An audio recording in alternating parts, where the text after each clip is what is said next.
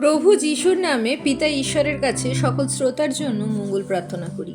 আজকের পবিত্র বাক্য যোহন লিখিত সুসমাচার 14 অধ্যায় 1-6 পদ। তোমাদের হৃদয় উদ্বিগ্ন না হোক, ঈশ্বরে বিশ্বাস করো, আমাতেও বিশ্বাস করো। আমার পিতার বাটিতে অনেক বাসস্থান আছে, যদি না থাকিত তোমাদিগকে বলিতাম, কেননা আমি তোমাদের জন্য স্থান প্রস্তুত করিতে যাইতেছি।